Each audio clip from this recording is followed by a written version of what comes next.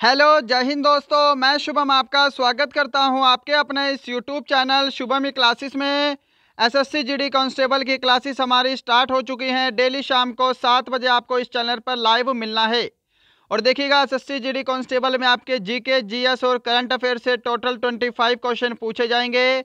तो आज हम पूरे 25 क्वेश्चन का मॉक टेस्ट करेंगे, जिसके अंदर आपके हिस्ट्री, पॉलिटी, जियोग्राफी, साइंस, साथ में करंट अफेयर, सभी टॉपिक से मिक्स क्वेश्चन रहेंगे। तो अपना मॉक टेस्ट बिल्कुल कंप्लीट लगाइएगा। देखिएगा इन 25 प्रश्नों में आपके कितना स्कोर बनता है। और जितने भी हमारे जीके, जीएस के क्वेश्चन हैं, ये सभी की सभी एसएससी की विभिन्न परीक्षाओं में पहले पूछे जा चुके हैं। तो सभी प्रश्न वेरी वेरी इंपॉर्टेंट है, आगे रिपीट होने के चांस बनते हैं। चलिए अपनी क्लास स्टार्ट करते हैं। तो देखिएगा, प्रश्नों की संख्या 25 है और मैं आपको टारगेट दे रहा हूँ 22 क्वेश्चन ठीक करने का। पहला प्रश्न आपके सामने स्क्रीन पर है, जल्दी से सभी को आंसर करना है। माई कंट्री माई लाइफ नामक पुस्तक के लेखक कौन हैं? ऑप्शन है ममता बनर्जी, लाल कृष्ण आडवाणी, जवाहरलाल नेहरू या फिर अटल बिहारी वाजपेयी। सभी को आंसर देना है और मेरे से पहले आंसर देने का प्रयास करना है। इस प्रश्न का सही जवाब ऑप्शन बी रहेगा, लाल कृष्ण आडवाणी। जिन्होंने ऑप्शन बी को आंसर किया है उनका आंसर करेक्ट है। क्वेश्चन नंबर सेकंड है आपके सामने स्क्रीन पर, भगत सिंह, राजगुरु और सुखदेव को फांसी पर कब चढ़ाया गया था? जितने भी प्रश्न हमारे जीके, जीएस और करंट अफेयर के रहेंगे, करंट अफेयर को छोड़ के, करंट अफेयर मैंने लेटेस्ट 2021 का ऐड किया है। जीके और जीएस के जितने भी प्रश्न हैं, ये सभी आपकी एसएससी की विभिन्न परीक्षाओं में हाल ही में पूछे जा चुके हैं। इस प्रश्न का राइट आंसर रहेगा ऑप्शन बी, 23 मार्च 1931 को भगत सिंह, राजगुरु और सुखदेव को फांसी पर चढ़ाया गया था। अगर आप सभी ने ऑप्शन बी को आंसर किया है, आपका आंसर बिल्कुल करेक्ट होगा। चलिएगा, क्वेश्चन नंबर थर्ड आपके सामने स्क्रीन पर है, निम्नलिखित में से कौन 1857 की क्रांति के गदर से संबंधित नहीं है? ऑप्शन है नाना साहेब, मंगल पांडे, चंद्रशेखर आजाद या फिर रानी लक्ष्मीबाई। बिल्कुल करेक्ट आंसर आपका ऑप्शन सी रहेगा, चंद्रशेखर आजाद 1857 की क्रांति के गदर से संबंधित नहीं है।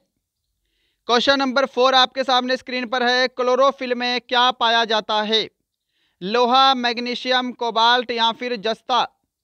जल्दी से आंसर दीजिएगा, सभी को कंप्लीट टेस्ट लगाना है और लास्ट में सभी का स्कोर मुझे कमेंट बॉक्स में चाहिए ही चाहिए।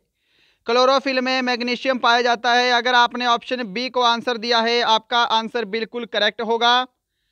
क्वेश्चन नंबर 5 है आपके सामने स्क्रीन पर, मनुष्य का मस्तिष्क कितने भागों में विभाजित है?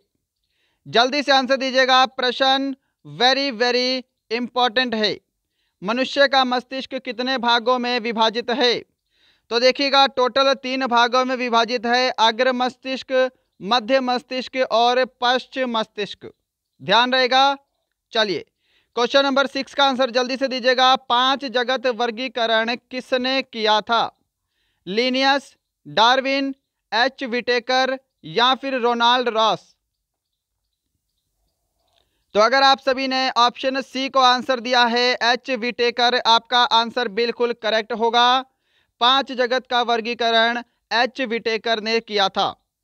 क्वेश्चन नंबर 7, प्रोजेक्ट टाइगर को किस वर्ष में आरंभ किया गया था? आंसर जल्दी से दीजिएगा, प्रश्न बहुत ही इंपॉर्टेंट है। 1973, 1992, 1993 या फिर 1963। प्रोजेक्ट टाइगर को किस वर्ष में आरंभ किया गया था? ऑप्शन आपका ए राइट आंसर होगा, 1973। क्वेश्चन नंबर 8 है आपके सामने स्क्रीन पर, तरल से भरे हुए बीकर का तेल किस कारण से कुछ ऊपर उठा हुआ दिखाई देता है?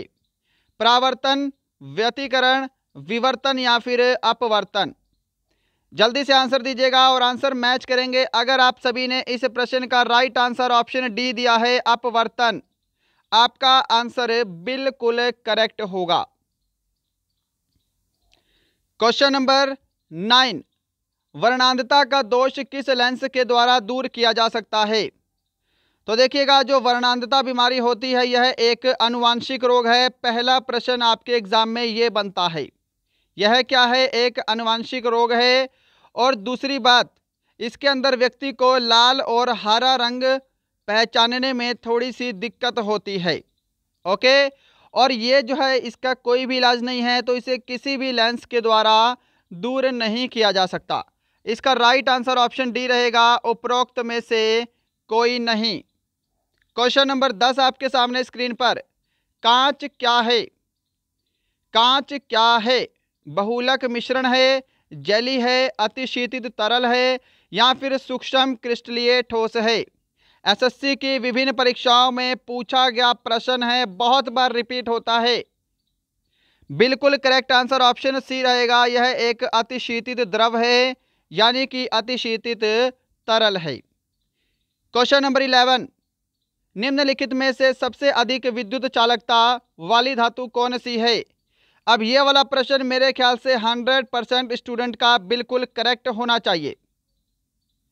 सबसे अधिक विद्युत चालकता वाली धातु है चांदी, आपका ऑप्शन सी करेक्ट आंसर होगा। क्वेश्चन नंबर 12, लौह अयस्क से लोहे के विन्यास में कौन सी प्रक्रिया सम्मिलित होती है?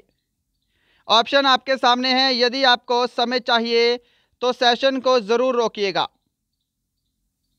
आंसर मैच करेंगे। आप सभी ने क्या ऑप्शन बी को आंसर दिया है? अपचयन। ऑप्शन बी राइट आंसर होगा, very very important. Question number 13 है, इसी लेवल के प्रश्न आपके एग्जाम में पूछे जाएंगे। देखिएगा, टोटल 25 क्वेश्चन आएंगे, जिसमें से 3, 4 या फिर 5 प्रश्न करंट अफेयर। उसके बाद जो है आपके 10 से 12 क्वेश्चन जो है वो इजी लेवल के रहेंगे, 3-4 क्वेश्चन आपके मीडियम लेवल के रहेंगे, और लास्ट के जो 3 से 4 क्वेश्चन हैं ये आपके थोड़े से हाई लेवल के रहेंगे, या फिर ज़्यादा हाई लेवल भी हो सकता है, आपके आउट ऑफ रेंज भी हो सकते हैं, है ना। तो ध्यान रखिएगा, इसी टाइप का पेपर आएगा, बिल्कुल प्रीवियस ईयर पेपर पे डिपेंड हमारा ये टेस्ट लग रहा है। वायुमंडल में जिस ओजोन क्षेत्र का पता लगाया गया है वह कहाँ स्थित है? ऑप्शन आपके सामने हैं, और जिन्होंने भी ऑप्शन बी को आंसर दिया है अंटार्कटिका के ऊपर, उनका आंसर बिल्कुल करेक्ट है। क्वेश्चन नंबर 14, निम्नलिखित में से कौन सी काल्पनिक रेखा 0 डिग्री अक्षांश पर स्थित है? कर्क रेखा, मकर रेखा, प्रधान मध्याह्न रेखा, या फिर भूमध्य रेखा?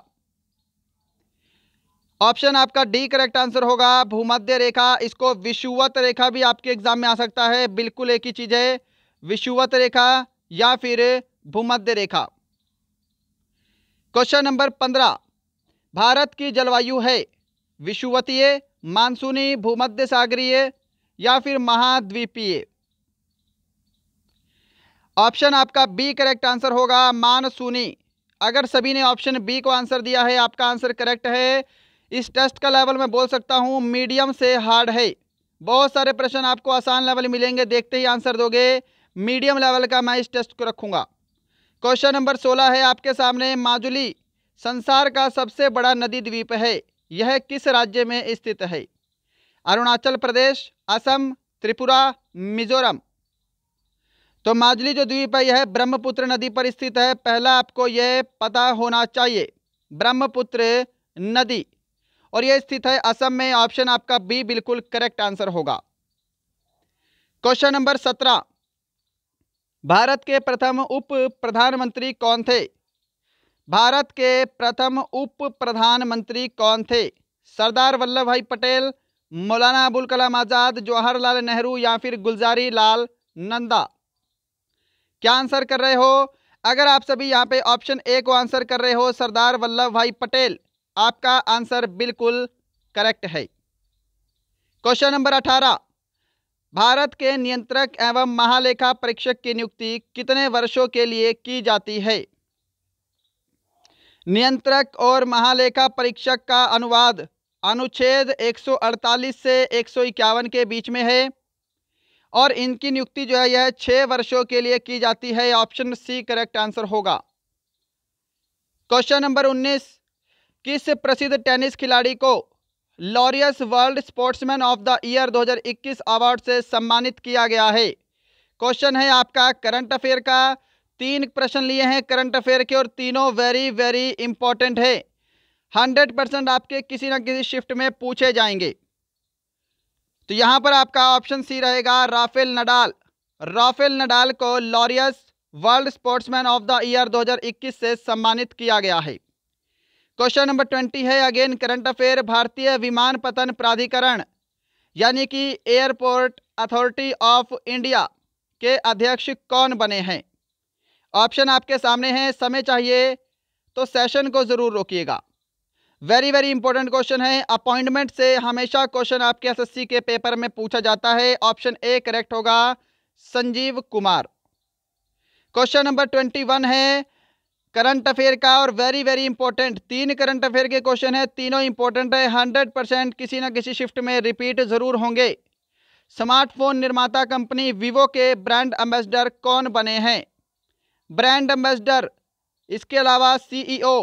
ध्यान रखिएगा, महत्वपूर्ण सैन्य अभ्यास, अवार्ड्स एंड ऑनर, ये सभी कुछ ऐसे टॉपिक है करंट अफेयर के जिनसे एग्जाम में 100% क्वेश्चन बनता ही बनता है।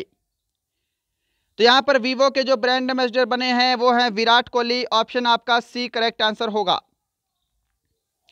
क्वेश्चन नंबर 22 है भारतीय संविधान की प्रस्तावना में किस प्रकार के न्याय की बात नहीं कही गई है? ऑप्शन आपके सामने है, लोकतांत्रिक, सामाजिक, आर्थिक, राजनीतिक। तो लोकतांत्रिक न्याय की बात नहीं कही गई है, ऑप्शन ए करेक्ट आंसर होगा। ये हाल ही में एसएससी सीएचएसएल में पूछा गया क्वेश्चन था, जो दो की 12th लेवल की वैकेंसी होती है 2020 में। तो प्रश्न इंपॉर्टेंट है, ध्यान रखिएगा। क्वेश्चन नंबर 23 आपके सामने स्क्रीन पर, सुंदर वन के जंगल को क्या कहा जाता है? अगर आपने अभी तक हमारा ये सेशन लाइक नहीं किया है तो लाइक ज़रूर कीजिएगा। आपका कोई भी फ्रेंड एसएससी जीडी की तैयारी कर रहा है तो उसे हमारा ये सेशन ज़रूर शेयर करेंगे। और यदि आपको लगती है हमारी वीडियो आपके लिए हेल्पफुल है तो सब्सक्राइब करने के बाद बेल आइकन ज़रूर दबाएंगे, जितने भी विद्यार्थी हमारे चैनल पर नए हैं। ऑप्शन ए करेक्ट आंसर होगा, मैंग्रोव वन। सुंदर वन के जंगल को मैंग्रोव वन कहा जाता है। क्वेश्चन नंबर 24 है आपके सामने, ध्वनि की तीव्रता का एसआई मात्रक क्या है? प्रश्न वेरी वेरी इजी है। ऑप्शन ए करेक्ट आंसर होगा, डेसिबल कहा जाता है ध्वनि की तीव्रता को। क्वेश्चन नंबर 25 है आज का लास्ट क्वेश्चन है, सभी का आंसर बिल्कुल करेक्ट आना चाहिए।